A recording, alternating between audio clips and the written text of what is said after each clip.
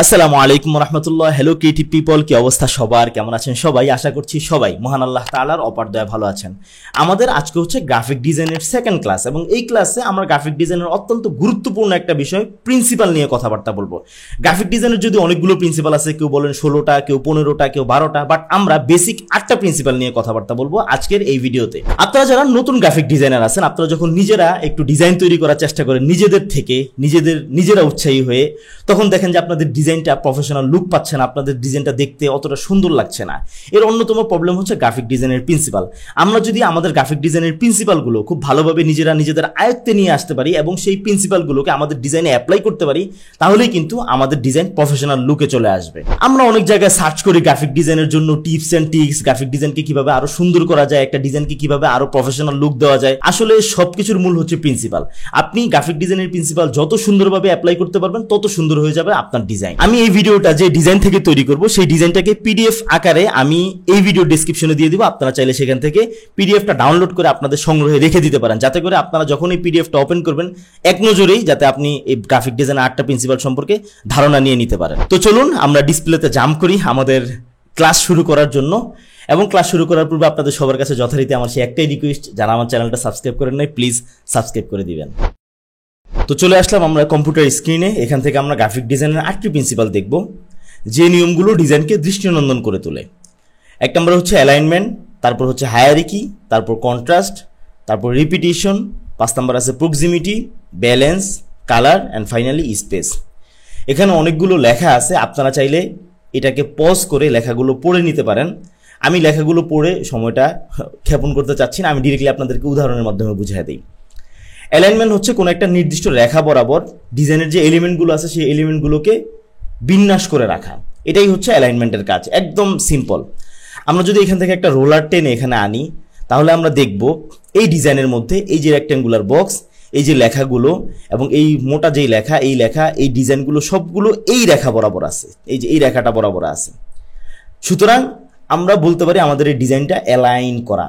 ঠিক তেমনিভাবে আমরা যদি এইখানে একটা রোলার টানি, এইখানে একটা রোলার দেই, প্লাস হচ্ছে যদি আমরা এখানে আরেকটা রোলার দেই, তাহলে আমরা দেখতে পাবো আমাদের ডিজাইনের মধ্যে যেই উদাহরণগুলো আমরা এখানে ইউজ করছি, সেই উদাহরণগুলোও কিন্তু একটা নির্দিষ্ট অ্যালাইনমেন্টের মধ্যে আছে। কেমন?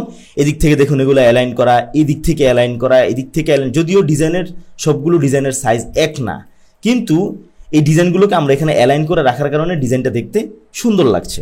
এটাই হচ্ছে অ্যালাইনের কাজ, যে কোনো নির্দিষ্ট একটা রেখা বরাবর সেই রেখাটা দেখাও যেতে পারে, নাও দেখা যেতে পারে। যেরকম এই রোলারটা টেনে যখন আমরা ডিজাইন করি, ডিজাইন করার পর যখন পিডিএফ আকারে আমরা এই ডিজাইনটাকে বের করি, তখন কিন্তু আর এই রোলারটা দেখা যায় না।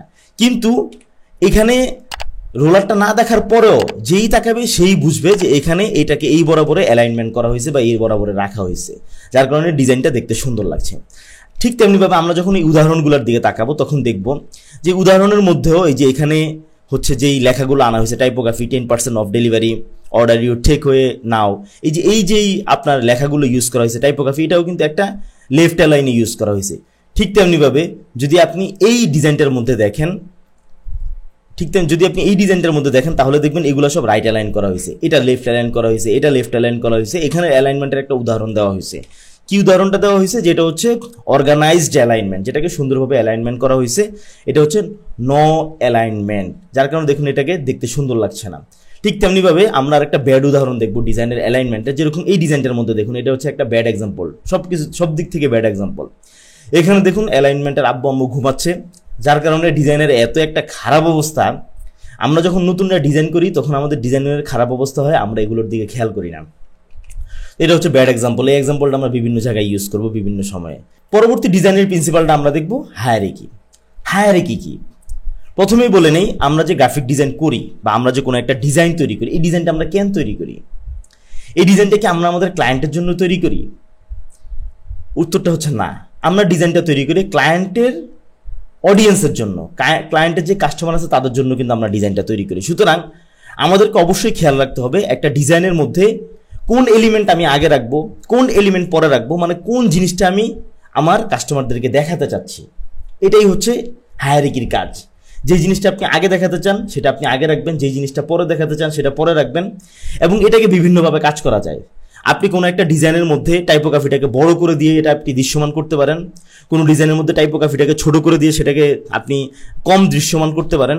বিভিন্নভাবে হচ্ছে এই হায়ারার্কির কাজটা করা যায়। যেরকম আমরা যদি এক্সাম্পল স্বরূপ এই ডিজাইনটা দেখি, এখানে যখন আপনার চোখ পড়বে তখন হুট করে আপনার চোখটা এখানে যাবে, এই লোগোটার মধ্যে যাবে, কিন্তু যেহেতু লোগোর মধ্যে পড়ার কিছু নাই আপনি এটা পড়বেন না। এরপরে প্রথমে আপনার চোখ যাবে হচ্ছে, দ্বিতীয়ত আপনার চোখটা যাবে এই যে ইমেজটার উপরে, তারপর আপনার চোখ যাবে নো লিমিটস টু মিউজিক। এই যে আমরা প্রথমে এই যে লোগোটার দিকে আমাদের দৃষ্টিটা যাচ্ছে কেন, এটা একটু বেশি কালো, এই জন্য প্রথমে এটার দিকে দৃষ্টি যাচ্ছে, অথবা অনেকের দেখা যাবে প্রথমে এটার দিকে দৃষ্টি না গিয়ে প্রথমে এটার দিকে দৃষ্টিটা যাবে। এটার দিকে দৃষ্টি গেলেও এটা যেহেতু পড়া যায় না, পড়ার কিছু নাই, এটাতে অনুধাবন করারও কিছু নাই, কিন্তু এটাতে অনুধাবন করার একটা ব্যাপার আছে যে কি এই ধরনের প্যাকেজের মধ্যে তো বিভিন্ন ধরনের ফ্রাইজ থাকে, এখানে ফ্রাইজ না থেকে এখানে হচ্ছে আপনার হারমোনিয়ামের কিছু বাটন দিয়ে রাখছে। তো এই জিনিসটা মানুষকে আকর্ষণ করে। তো আমরা কোন জিনিসটা আগে দেখাতে চাই, কোন জিনিসটা পরে দেখাতে চাই, এই যে তারতম্য, এই তারতম্যটাকেই আমরা হায়ারার্কি বলে থাকি। যেরকম এই যে এখানে লেখা আছে, গুরুত্বের ক্রম অনুসারে একটি ডিজাইনের মধ্যে বিভিন্ন এলিমেন্টের বিন্যাস বা উপস্থাপন পরম্পরাকে হায়ারার্কি বলে। দেখুন এইখানে যে উপরে লেখাগুলো একটু ছোট, এগুলো কিন্তু আমাদের প্রথমে চোখে পড়বে না। এই ডিজাইনের মধ্যে প্রথমে আমাদের ওয়ান নাইট অনলি এটা চোখে পড়বে, তারপর আমরা আস্তে আস্তে অন্যান্যগুলো পড়ার চেষ্টা করব। ঠিক তেমনিভাবে এই ডিজাইনের মধ্যে সাইবার মানডে, এটা আমাদের প্রথমেই আমাদের চোখে ভাসবে, কারণ হচ্ছে হায়ারার্কির ক্ষেত্রে ডিজাইনার এই জিনিসটাকে আগে রাখছে এবং এটার মধ্যে কার্নিং লিডিং একটু চাপায় এটাকে দিছে এখানে, যাতে করে আমরা আমাদের চোখের মধ্যে এইটাই প্রথমে পড়ে সাইবার মানডে, তারপর আমাদের চোখে পড়বে সেলস। আপ টুটা আগেও পড়তে পারে পরেও পড়তে পারে, কিন্তু তার আগে আমাদের 75% অফটা আমাদের চোখে পড়বে। অনেকে দেখা যাবে শুধুমাত্র ডিজাইনের মাঝখানে চোখ যাবে 75% অফ, তখন তাকে দেখার চেষ্টা করবে কি 75% অফ এটা কিসের মধ্যে। এইভাবে ডিজাইনের মধ্যে হায়ারার্কিটা কাজ করে। ঠিক তেমনিভাবে এই জায়গায় এই এক্সাম্পলটা আমরা দেখব খুব গভীরভাবে। এখানে দেখুন এই ডিজাইনটার দিকে তাকালে তারাই এখানে স্পষ্ট করে দিছে যে মানে আপনি কি দেখতে চান। You will read this first. আমরা এই ডিজাইনের দিকে তাকালে প্রথমে আমাদের এই লেখাটা কিন্তু আমাদের চোখে পড়বে, ঠিক আছে, এই যে এই লেখাটা আমাদের চোখে পড়বে, এই বড় বোল্ড আকারের লেখাটা। And then you will read this line next. এই লেখাটা পড়ার পরে কিন্তু পরবর্তীতে আমরা এই লেখাটা পড়বো। তারপরে এখানে লেখা আছে you will probably read this before the paragraph. আমরা প্যারাগ্রাফ পড়ার আগে এটা পড়তেও পারি, অথবা আমরা আগেই প্যারাগ্রাফ পড়তে পারি। তার মানে আমরা প্রথমে পড়বো এটা। কেন আমাদের চোখ এখানে যাবে? কারণ এটা হচ্ছে বোল্ড এবং বড় করে লেখা, এই জন্য আমাদের চোখ এখানে যাবে। দেন আমাদের চোখটা এখানে যাবে, কারণ এর চেয়েও আরেকটু কম বোল্ডের বা আরেকটু ছোট আকারের টেক্সট এখানে ব্যবহার করা হয়েছে। দেন প্যারাগ্রাফে যেই টেক্সট ব্যবহার করা হয়েছে তার থেকে বড় টেক্সট ব্যবহার করা হয়েছে এখানে, এই জন্য আমাদের চোখ তৃতীয়ত এখানে পড়তেও পারে প্যারাগ্রাফের আগে। আবার অনেকে চিন্তা করবে যে না নেক্সট শেষ করে আমরা এখান থেকে শুরু করবো, ওই হিসেবে অনেকের চোখ এখানেও পড়তে পারে 3 নম্বরে। You will go back to read this body copy if you want to know more. তারপরে হচ্ছে এখানে দেখুন সর্বশেষ লেখা আছে কি, at some point you may come back to read this line or maybe not. এই সবগুলো পড়ার পরে আপনি হয়তো এই লাইনটা যেহেতু অনেক ছোট করে লেখা এবং অনেক চিকন করে লেখা, আমরা হয়তো এই লাইনটা পড়তেও পারি আবার নাও পড়তে পারি। এটাই হচ্ছে হায়ারার্কির কাজ। আপনি কোন জিনিসটা আগে আপনার কাস্টমারকে দেখাতে চাচ্ছেন, এটাই হচ্ছে হায়ারার্কির কাজ। তারপর আমরা দেখব কন্ট্রাস্ট। গ্রাফিক ডিজাইনের 3 নম্বর প্রিন্সিপাল, আমরা কন্ট্রাস্ট নিয়ে আলোচনা করব। কন্ট্রাস্ট জিনিসটা কি বা কন্ট্রাস্ট জিনিসটা কিভাবে কাজ করে। একটা ডিজাইনের অনেকগুলো এলিমেন্টের মধ্যে নির্দিষ্ট এলিমেন্টকে সাইজ ছোট বড়, কালার অ্যাডজাস্ট, অপাসিটির ব্যবহার বা টাইপোগ্রাফির জাদুর মাধ্যমে অন্য এলিমেন্টের তুলনায় আলাদা করে উপস্থাপন করাকে কন্ট্রাস্ট বলে।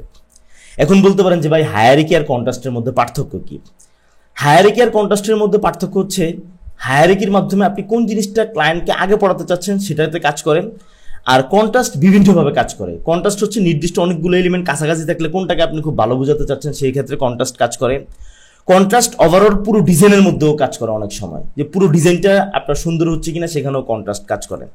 যেরকম আমরা যদি এই উদাহরণটা দেখি, আমরা যখন এই আপনার এক্সাম্পলটার দিকে তাকাবো তখন প্রথমেই আমাদের চোখ আটকাবে এই লালটার মধ্যে, লালের মধ্যে সাদা, তারপরে আটকাবে নীলের মধ্যে সাদা, তারপর আমাদের এই পিকচারটা আমাদের চোখে আটকাবে। এই যে প্রথমেই যে আমাদের লালের মধ্যে সাদা আটকাবে, এটাই হচ্ছে কন্ট্রাস্টের কাজ। কোনো একটা নির্দিষ্ট ডিজাইনের মধ্যে কোনো একটা কিছুকে সবচেয়ে বেশি ফুটায় তোলাটাই হচ্ছে কন্ট্রাস্টের কাজ। হায়ারার্কির ক্ষেত্রেও কন্ট্রাস্ট বিভিন্নভাবে কাজ করে থাকে। আমরা এখানে একটা ব্যাড এক্সাম্পল দেবো, এখানে কন্ট্রাস্টের কিছু নাই। সুপার হিরো পিকনিক এটাই শুধু একটা কন্ট্রাস্টের বিষয় আছে, আর বাদ বাকি সব দেখুন ডিজাইনটা এতটা হিবিজিবি, এটা কারো দেখলে পড়তে ইচ্ছা করবে না। তারপর আমরা এখানে একটা উদাহরণ দেখবো, সেটা হচ্ছে good contrast and bad contrast. এটা হচ্ছে উদাহরণ। দেখুন আমরা গুড কন্ট্রাস্টের উদাহরণ দেখি। নিচে যেই শেপটা ইউজ করা হয়েছে এটা ইউজ করা হয়েছে একটা লাইট কালারের, এবং এর উপরে যে টেক্সটগুলো ইউজ করা হয়েছে এই টেক্সটগুলো ইউজ করা হয়েছে একটু মানে গাঢ় ডার্ক কালারের, যার কারণে আমাদের এই টেক্সটগুলো পড়তে অনেক ইজি হচ্ছে।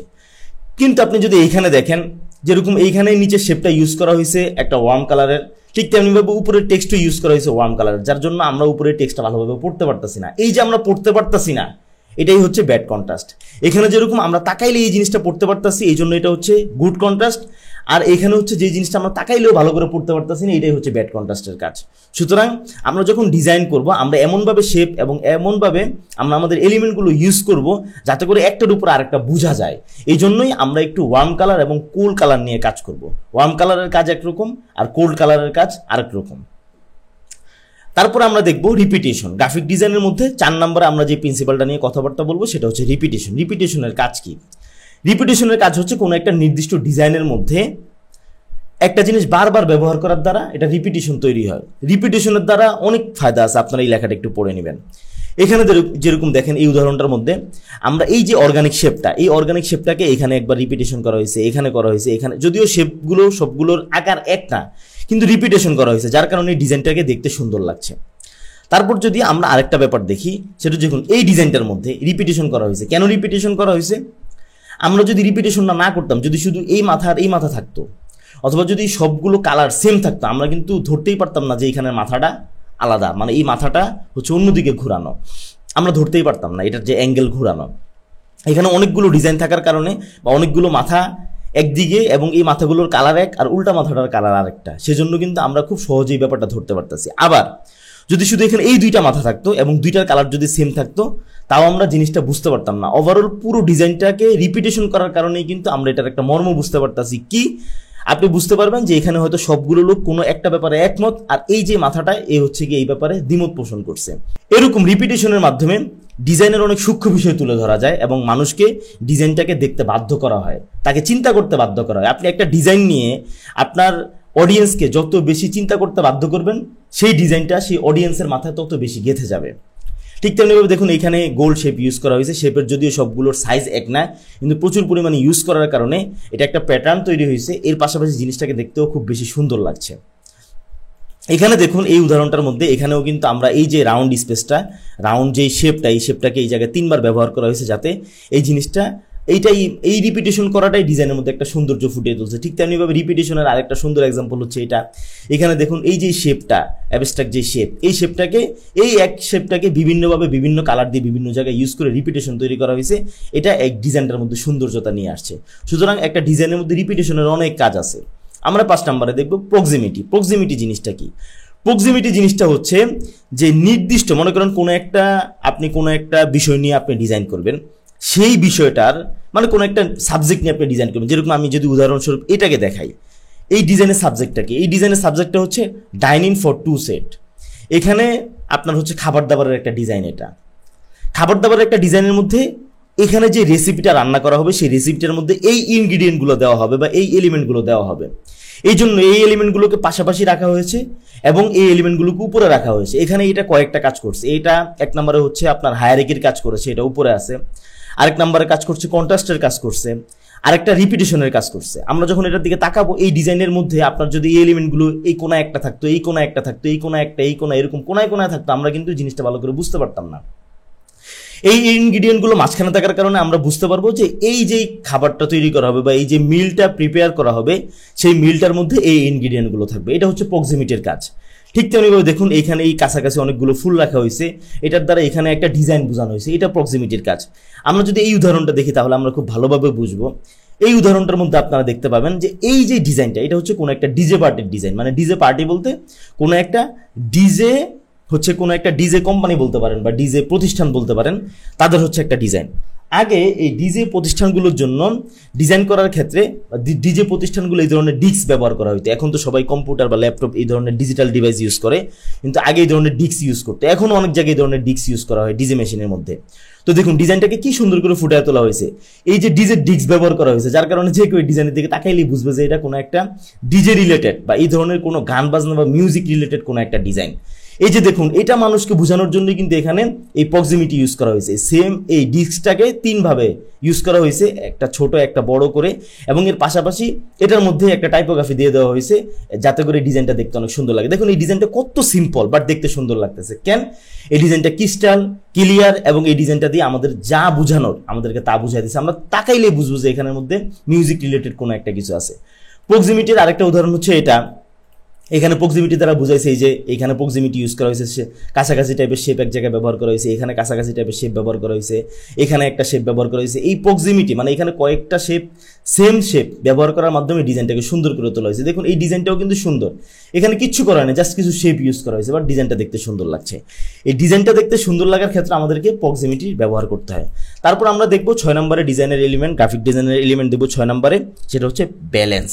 প্রতিটা ভিজুয়ালের একটা ওজন আছে, এই ওজনটাকে জাস্ট চোখে নির্ণয় করা যায়, আপনি এটা অন্য কোনো কিছু দিয়ে নির্ণয় করতে পারবেন না। এখানে ব্যালেন্স 2 প্রকার হয়, একটা হচ্ছে গিয়ে সিমেট্রিক্যাল ব্যালেন্স আর একটা হচ্ছে অ্যাসিমেট্রিক্যাল ব্যালেন্স। ব্যালেন্স এবং ওয়াইড স্পেস দুইটা খুব কাছাকাছি থেকে কাজ করে।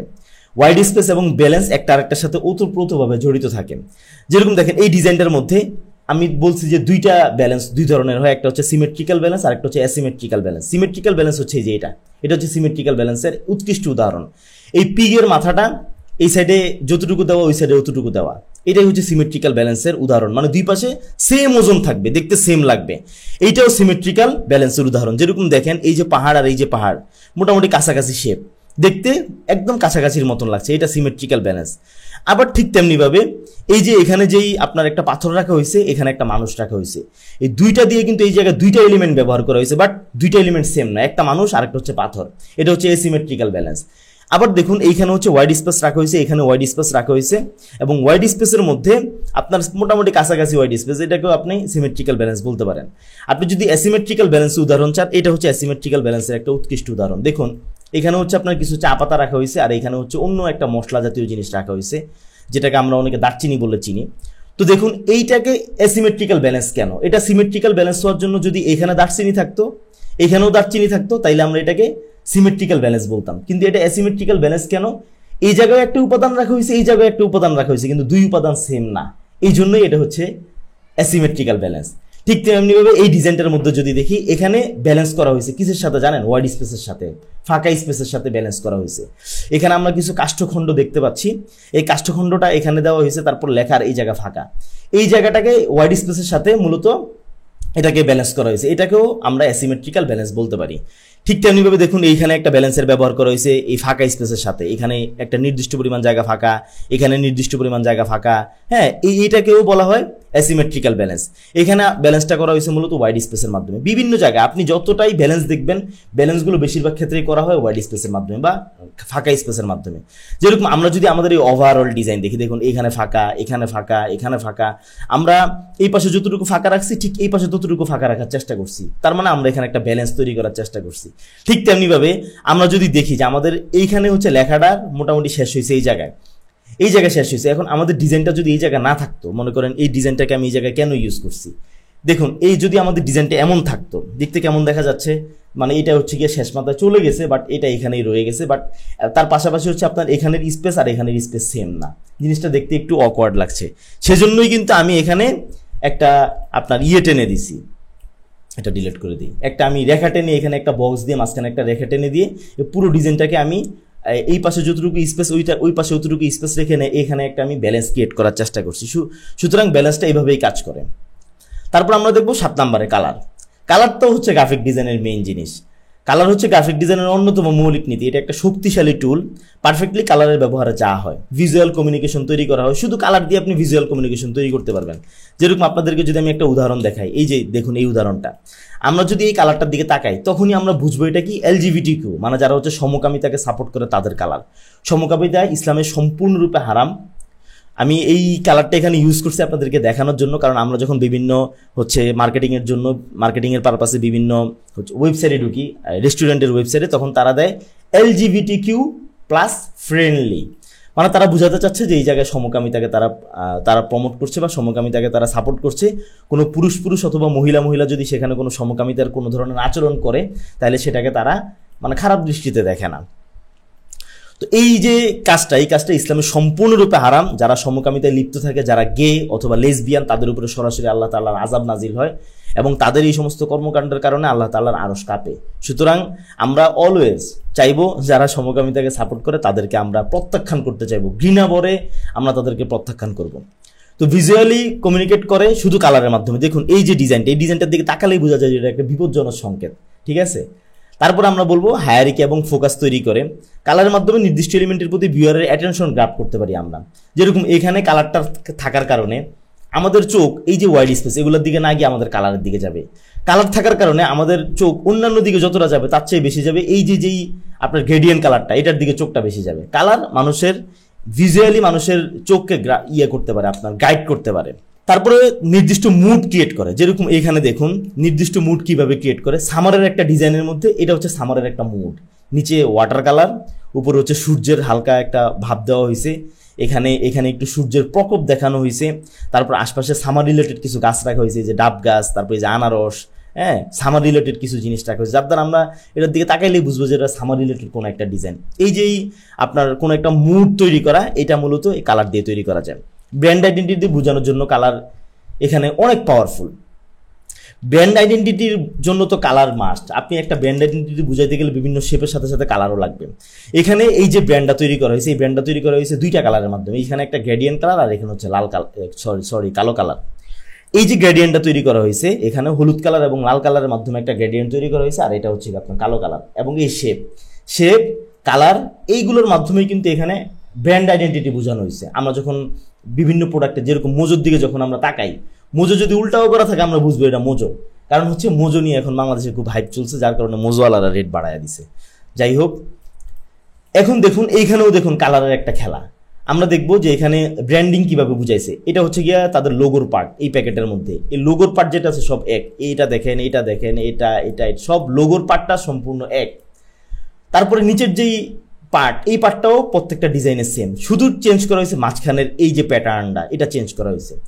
এখানে কি প্যাটার্ন ইউজ করা হয়েছে দেখুন, প্রত্যেকটা ডিজাইনের জন্য আলাদা আলাদা প্যাটার্ন ইউজ করা হয়েছে, আলাদা আলাদা কালার ইউজ করা হয়েছে। কোনটার মধ্যে কমলা, কোনটার মধ্যে হচ্ছে আপনার মালটা, এই ধরনের একটা প্যাটার্ন ইউজ করা হয়েছে। তো এইভাবে হচ্ছে আমরা কালারের মাধ্যমে ব্র্যান্ড আইডেন্টিটি বোঝানোর ক্ষেত্রে আমরা কালারটাকে ইউজ করতে পারি। তারপরে হচ্ছে 8 নম্বরে গ্রাফিক ডিজাইনের সর্বশেষ প্রিন্সিপাল নিয়ে আমরা কথাবার্তা বলবো, সেটা হচ্ছে স্পেস। স্পেস কি কাজে ব্যবহৃত হয় দেখুন, প্রত্যেকটা ডিজাইনের জন্য স্পেসের কোনো বিকল্প নাই। আপনারা একটু পড়ে নেবেন। আপনার একটা ডিজাইনের মধ্যে যদি স্পেস না থাকে, ডিজাইনটা দেখতে খুবই খারাপ লাগবে। যেরকম আমরা প্রথম দিকে যে উদাহরণগুলো দেখছিলাম, ব্যাড ডিজাইনের যে উদাহরণগুলো দেখছিলাম, এই যে এখানে দেখুন, এই যে এখানে স্পেসগুলো দিছি, স্পেসের কোনো খবর আছে? এই যে এখানে স্পেস ব্যবহার করা হয় না, এখানে স্পেস ব্যবহার করা হয় না ঠিকঠাক মতন। ডিজাইনটা দেখতে কত জঘন্য লাগতেছে এই ডিজাইনগুলো দেখতে। সুতরাং গ্রাফিক ডিজাইনের মধ্যে অন্যতম একটা উপাদান হচ্ছে স্পেস। আমরা স্পেসটা যত সুন্দরভাবে ডিজাইনের মধ্যে ফুটিয়ে তুলতে পারবো, আমাদের ডিজাইনটা দেখতে তত সুন্দর লাগবে।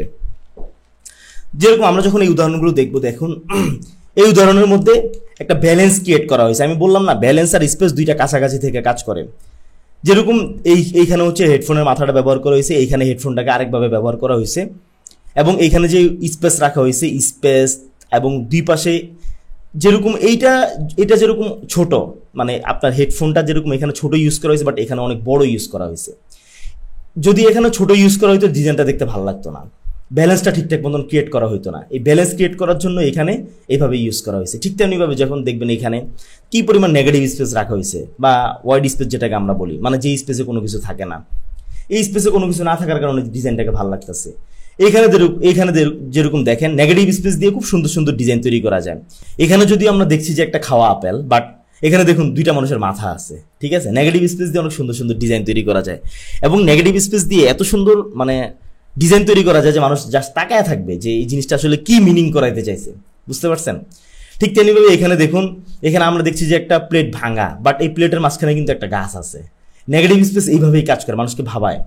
আমরা এই ডিজাইনটা দেখি, এটা হচ্ছে কি অ্যামনেস্টি ইন্টারন্যাশনালের একটা ডিজাইন। এই যে অ্যামনেস্টি ইন্টারন্যাশনাল হচ্ছে একটা মানবাধিকার সংস্থা, যারা বিশ্বব্যাপী মানবাধিকার নিয়ে কাজ করে। তারা বাংলাদেশেও বিভিন্ন সময় মানবাধিকারের বিভিন্ন ব্যাপারে কথাবার্তা বলে থাকে। মানবাধিকার বলতে যাদের উপর জুলুম, নির্যাতন, নিপীড়ন করা হচ্ছে তাদের পক্ষে কথা বলে থাকে অ্যামনেস্টি ইন্টারন্যাশনাল। দেখুন এখানে দেখা হয়েছে যে এই যে সাদা হাটটা, এটা হচ্ছে অ্যামনেস্টি ইন্টারন্যাশনালের হাট।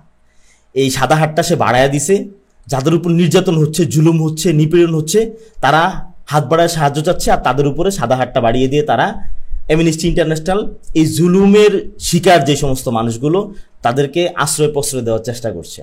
দেখুন ডিজাইনের কনসেপ্টটা কত সুন্দর, মানে দেখলেই মানুষকে ভাবায় এবং ভাবতে ভাল লাগে। এখানে আরেকটা উদাহরণের মধ্যে দেখুন, এখানে আমরা দেখছি একটা হাই হিল জুতা, আর এটা হচ্ছে জুতা শ্যাডো।